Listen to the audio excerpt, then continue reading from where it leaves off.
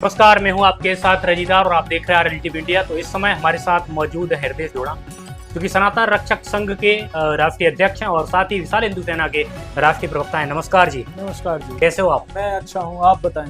बिल्कुल, मैं भी अच्छा हूँ। तो इस प्रकार से आप सभी जानते हैं कि श्रावण का महीना चल रहा है और हमारे साथ आज मौजूद हैं हृदय जोड़ा जी, जो कि राष्ट्रीय प्रवक्ता हैं सनातन रक्षक संघ के। SRS भी आप लोग इसको बोलते हो? हाँ जी, हाँ जी। इसका निर्माण क्यों किया आप? क्रांति के लिए। क्रांति किस टाइप आज की क्रांति? देश में जरूरत है कि क्रांति होनी चाहिए। आप कैसे क्रांतिकारी की बात कर रहे हैं? क्या वो जो कावड़िए हैं किसी को भी पीड़ित है या फिर CRPF का एक जवान मारा, या फिर कोई अगर गाड़ी टच होती है, कोई एक व्यक्ति टच हो जाता है पर्टिकुलर, तो उसको भी मार मार के बिल्कुल खत्म कर देते हैं एक टाइप का? तो क्या देखिए, हमारा जो सनातन धर्म है वो दया भाव से परिपूर्ण है। वो कोई भी जो सनातनी धर्म वाला व्यक्ति होगा वो इस तरह की घटना नहीं करता है। अच्छा। ये हमारे लोगों के बीच में कुछ लोग वेश बदल के पहुंच जाते हैं, जैसे कि हरिद्वार में थाने में वो रिपोर्ट आई थी कि बहुत सारे लोग मुस्लिम्स पाए गए हैं उसमें, जो कि भगवा पहन के घूम रहे थे वहाँ हिंदुत्व के नाम पे। वो इतना सब कुछ चल रहा था उनका। तो वो लोग होते हैं जो कि दंगे फैलाते हैं बीच में घुस के। हमारा सनातन धर्म वाला व्यक्ति कभी ऐसा नहीं कर सकता अपने पर्व। लेकिन मैं तो इस चीज को मानूंगा नहीं। हरिद्वार से दिल्ली तक कोई भी अगर इस चीज की ऐसी चीजें अगर फैलाने के लिए अगर जाएगा, वहां से कावड़ तो नहीं लेके आएगा। उसे अगर दंगा फैलाना होगा तो वही पास में फैला लेगा। यहाँ तक क्यों लेके आ रहा है फिर? लोग तो बॉर्डर पार करके पाकिस्तान से भारत में आ जा रहे हैं। नहीं, वो तो ठीक है। तो आप कैसे कह सकते हैं कि दिल्ली से हरिद्वार तक लोग नहीं जाएंगे? वो हैदराबाद का एक व्यक्ति है, वो चल के दूसरे जगह पहुंच जाता है, स्टेट में मणिपुर तक पहुंच जाता है, वो हिमाचल प्रदेश तक पहुंच जाता है दंगा फैलाने के लिए। तो इसका मतलब फिर आपका प्रशासन कमजोर है। देखिए, प्रशासन अगर ऐसे लोग हैं तो उनको पकड़े, उनकी जान पहचान करें। वो पकड़ने आए हैं, पुलिस प्रशासन ने बहुत सारे लोग थाने में बंद किए हुए हैं। अच्छा। हाँ, तो वो सही रिपोर्ट है। बाकी प्रशासन काम कर रहा है और मैं तो सनातन धर्म वालों से कहूंगा कि आप अपने अगल बगल देख के चलें, जिस व्यक्ति पे भी शक हो तुरंत प्रशासन को रिपोर्ट करें। तो आप इस चीज से बिल्कुल इनकार करते हैं कि ये हमारे हिंदू नहीं हो सकते हैं, कोई और ही है? नहीं, एक सनातन धर्म वाला व्यक्ति इस तरह के कार्य नहीं करेगा। हम अपने सनातन पर्व में क्यों करेंगे? आपके सनातन की डेफिनेशन क्या है? सनातन एक वो धर्म है जो कि आदि अनादि काल से created by the Lord Shiva, भगवान शिव के द्वारा क्रिएटेड एक ऐसा सिस्टम जो कि संपूर्ण रूप से एक इंसान को, एक मानव को मानवता के आधार पर डेवलपमेंट देता है। हर तरह के विकास होता है। मेडिटेशन वो उसी की देन है। आज जो भी देश में अच्छा हो रहा है वो सब सनातन की देन है। तो सनातन अपने आप में एक व्यापक है और उसका एक मूल मंत्र है कि वसुंधैव कुटुंबकम, कि विश्व में जितने भी लोग हैं सब अपना एक परिवार है। अच्छा। अब इस परिवार को जो नुकसान पहुंचाएगा वो उसको प्रशासन हमारा देख रहा है, उसको सरकारों को भी देखना चाहिए, उनको मुंह तोड़ जवाब भी देना चाहिए। और अगर सनातन को कोई धमकी देता है तो धमकी का जवाब धमाके से देना चाहिए। अच्छा, आप इस बात से एग्री करते हैं मेरी से? क्या कोई भी हिंदू से अगर वो कावड़ लेके आ रहा है और अचानक से कोई भी टच हो जाता है, या फिर वो अगर वो नशे में है, क्योंकि मोस्टली अगर बात करें तो जो जा रहे हैं कावड़ लेके वो कोई ना कोई नशा तो कर ही रहा है। अगर बात करें भांग का ही कर रहा हो वैसा, लेकिन है नशा तो नशा है। आप एक्सेप्ट करते हो भांग का नशा होता है?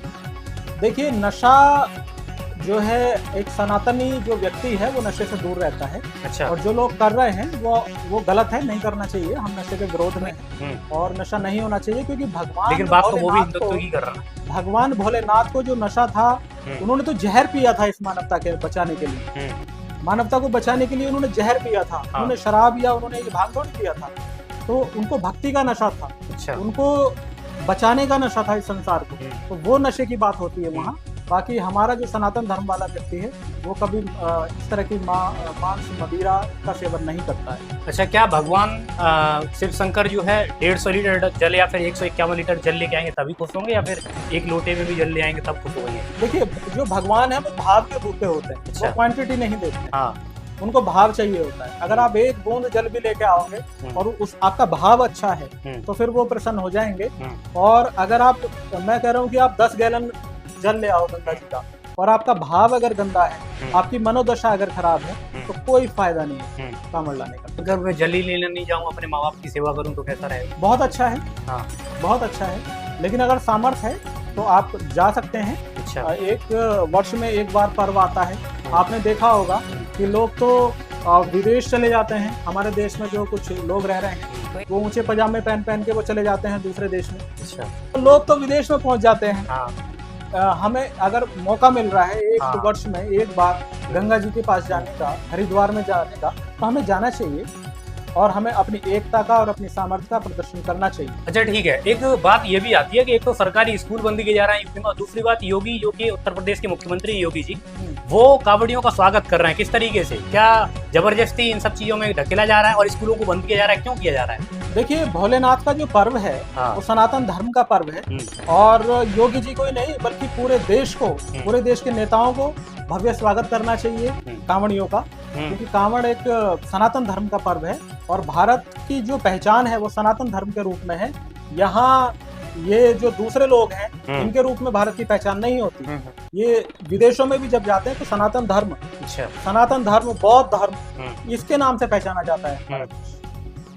लेकिन क्या स्कूल बंद करके सनातन धर्म को आगे बढ़ाया जा सकता है? देखिए, ये जरूरी है। देखिए, मैं एजुकेशन के खिलाफ नहीं हूँ, लेकिन मैकाले ने जो एजुकेशन सिस्टम दिया इस देश को, जो कि गुलाम बनाने के लिए दिया, मैकाले चाहता था कि यहाँ नौकर पैदा हो, तो वो जो सिस्टम है वो क्लर्क पैदा करता है, वो नौकरशाही लोग पैदा करता है। तो ये जो सिस्टम है, सिस्टम ही गंदा है। मैं तो कहता हूँ ये सिस्टम बंद करके एक अच्छा सिस्टम तैयार होना चाहिए। लेकिन सरकारी स्कूल जो बंद किए गए हैं उसके बारे में बात करना चाह रहा हूँ। बार बार मैं उसकी तरफ मोड़ने की कोशिश कर रहा हूँ, आप जा रहे हैं वो ठीक है।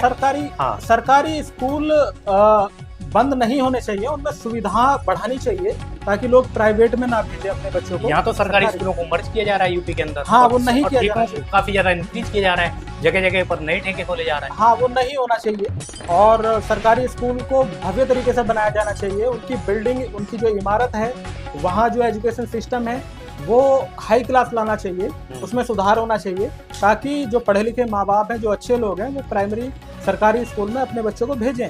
अब हो क्या रहा है, वहाँ का एजुकेशन सिस्टम इतना डाउन चला गया है, वहाँ इंफ्रास्ट्रक्चर इतना डाउन चला गया है कि जो भी सामर्थ्यवान व्यक्ति है वो कॉन्वेंट में भेज रहा है अपने बच्चों को, बड़ी बड़ी बिल्डिंग्स देख के वहाँ भेज रहा है। तो अगर यहाँ की बिल्डिंग सुधर जाए, यहाँ इंफ्रास्ट्रक्चर अच्छा हो जाए, तो फिर इनको बंद करने की जरूरत नहीं पड़ेगी। सरकार के इस फैसले का मैं बिल्कुल समर्थन नहीं करता। ये सरकारी स्कूल ये रीओपन होने चाहिए, जो बंद हो गए हैं दोबारा खुलने चाहिए और यहाँ सुविधा बढ़नी चाहिए। सरकार को सुविधा बढ़ानी चाहिए, ना कि इनको बंद करना चाहिए। जी, तो आप क्या कहना चाहेंगे? तो आगे जिस प्रकार से योगी गवर्नमेंट अगर बंद कर भी रही तो किस बेसिस पे कर रही है, क्यों कर रही है? योगी जी को एक्शन लेना चाहिए। वो एक्शन वो क्या लेंगे? वो तो एक्शन यही ले रहे हैं कि उनको सरकारी स्कूल मर्ज करने दूसरे स्कूलों। नहीं, ऐसा नहीं करना चाहिए। और 5000 से ज्यादा स्कूल बंद कर दिए। देखिए, हो क्या रहा है, अभी जैसे मैंने बताया, इंफ्रास्ट्रक्चर ना होने की वजह से स्कूलों में बच्चे नहीं भेज रहे हैं लोग पढ़ने के लिए। अरे नहीं भेज रहे हैं तो आप अपनी चीजों को डेवलप करें ना फिर। हाँ, ये डेवलपमेंट भाई, जो चीज प्राइवेट स्कूल प्रोवाइड करा रहा है वो चीज आपके पास क्वालिफाइड टीचर हैं, काफी अच्छे टीचर हैं, एडवांस हैं। हाँ, मैं तो ठीक है, मैं तो कहना चाहता हूँ सरकार से और उत्तर प्रदेश सरकार, बल्कि जितने भी स्टेट हैं भारत के अंदर, सभी स्टेट की सरकारों से कहना चाहता हूँ कि वो इस एजुकेशन सिस्टम पे ध्यान दें और एजुकेशन को टैक्स फ्री करें और एजुकेशन को सरकारी में लाएं। जो प्राइवेट में एजुकेशन है इसको पूरी तरह बंद किया जाना चाहिए। सरकारी में सुविधाएं प्राइवेट से ज्यादा होनी चाहिए ताकि गरीब का बच्चा भी एक बड़े सपने देख सके। आज की तारीख में कॉन्वेंट की फीस क्या रिक्शा चलाने वाले का बेटा भर पाएगा? क्या वो पेरेंट्स भर पाएंगे?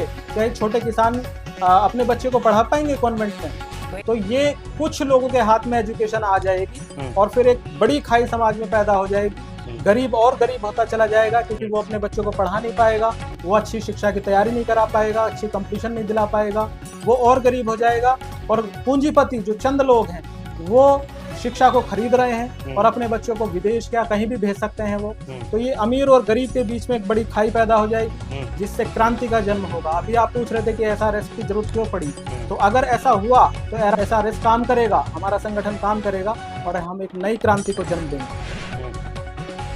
अच्छा, तो अब जिस प्रकार से जो है एक वीडियो वायरल हुई और यूपी पुलिस में ट्रेनिंग चल रही है इस टाइम पर, क्योंकि अभी जो है 60,000 जो भर्तियां हुई थी और उसके बाद फिर उनकी ट्रेनिंग होना शुरू हो गई है। कुछ महिलाओं के साथ में जिस प्रकार से व्यवहार किया जा रहा है पुलिस ऑफिसर्स के द्वारा, या फिर उनको जो है ट्रेनिंग के दौरान सुविधाएं देने में कमियां की जा रही है। और जिस प्रकार से कहना है कि एक हॉस्टल में रहने की सुविधा अगर 350 की है तो वहाँ पर 600 को रखा जा रहा है, 600 लोगों की और सुविधा उसके बाद वहाँ नहीं है। ठीक है, दूसरी बात यह है कि उनको जो फैसिलिटी प्रोवाइड करनी चाहिए, या तो खाना हो सकता है, रहन सहन की कुछ चीज़ें हो सकती हैं, या फिर नहाने के लिए वॉशरूम या फिर बाथरूम्स हो सकते हैं, वो चीज़ें उनको क्यों नहीं प्रोवाइड की जा रही है। और उसके बाद फिर वो लोग प्रोटेस्ट कर रहे हैं तो उनके साथ में अभद्रता की जा रही है। वो यूपी गवर्नमेंट इस पर एक्शन क्यों नहीं ले रही है?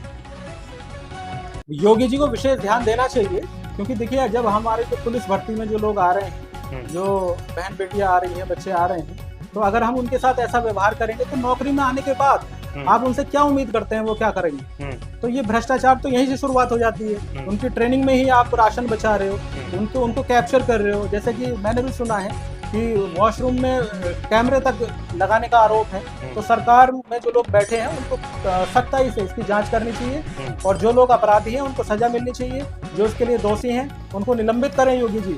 योगी सरकार इस पे एक्शन ले पूरी तरीके से, क्योंकि देखिए चीफ मिनिस्टर जी एक संत आदमी हैं और वो बैठे हुए हैं, लेकिन उनके छत्र छाया में ये जो लोग भ्रष्ट लोग पल रहे हैं उनको कड़ी से कड़ी सजा मिलनी चाहिए। योगी जी विशेष ध्यान दें इस पर, उनसे आते हुए निवेदन करते हैं। अच्छा, आप अनिरुद्धाचार्य जी के बयान पर क्या कहोगे? अखिलेश जी ने जब अनिरुद्धाचार्य जी से पूछा कि श्री कृष्ण का सबसे पहले नाम क्या था, माता जी ने क्या नाम दिया था, उसका जवाब जो भी दिया वो अलग चीज़ है, लेकिन अब वो जो सफाई दे रहे हैं उसमें ये कहा कि मैं अगर मुस्लिम होता तो मुझे ना कहते कि तुम्हारा रास्ता अलग, हमारा रास्ता अलग, हमारा रास्ता तुम्हारा रास्ता एक ही बताते अगर मैं मुस्लिम होता तो। क्या अखिलेश जी ऐसे करते? और दूसरी बात, अगर अखिलेश जी ने ऐसा बयान दिया है तो क्यों दिया है? देखिए माननीय अखिलेश जी जो है पूर्व मुख्यमंत्री हैं और एक अनुभवी व्यक्ति हैं, लेकिन उनके जो योग्यता है उस पर सवाल खड़ा होता है कि तुम एक संत को रास्ते में रोक रहे हो, फिर अपने लोगों से कह रहे हो कि लाइव करो, और फिर बाद में पूछ रहे हो कि श्री कृष्ण जी का आप पहला नाम बताओ। तो वो कोई यूपीएससी का इंटरव्यू तो था नहीं। आपको अगर गुरु जी से कुछ पूछना है तो आप उनके दरबार में जाओ, क्योंकि जो सवाल कर रहा है वो बड़ा नहीं होता, उत्तर देने वाला बड़ा होता है। अगर उन्होंने, वो खुद यादव हैं अखिलेश जी, अगर उन्होंने भागवत पढ़ी हो तो अगर उनसे कुछ पूछना है, उनसे ज्ञान लेना है, तो आदर भाव के साथ उनके दरबार में जाएं, वहाँ उनको आदर दिखाएं, तब वो खुश होंगे, अच्छे से बताएंगे उनको। अब सड़क में रोक के आप पूछ रहे हो तो ये तो अपमान करना हो गया एक तरह। तो मैं अखिलेश जी की इस बात का घोर निंदक हूँ और निंदा करता हूँ कि इस तरह से साधु संतों के साथ ना किया जाए। आप ऐसे कैसे पूछ सकते हो एक संत को रास्ते में रोके कि आप उनका नाम बताओ, तुम कौन हो पूछने वाले? ठीक है, आप मुख्यमंत्री रहे और आगे भी बने, हमारी शुभकामनाएं हैं, लेकिन इस तरह से संतों के साथ व्यवहार नहीं करना चाहिए। हमारे संत जो भी हैं, लेकिन वो हमारे लिए पूजनीय हैं, क्योंकि वो सिंबल ऑफ सनातन धर्म है। तो आज का ये एपिसोड हमारे साथ द्रोणा जी के साथ था, और साथ ही आप लोग ने ये इसको लाइक किया होगा, लाइक चैनल को सब्सक्राइब करें, और साथ ही ज़्यादा से ज़्यादा इसको शेयर करें। और बहुत बहुत धन्यवाद द्रोणा जी, आपने हमें कीमती समय देकर जो है हमारे ऑडियंस को प्रोत्साहित किया। चलिए मिलते हैं आप सभी से नेक्स्ट वीडियो के साथ, तब तक के लिए जय हिंद, जय भारत, वंदे मातरम।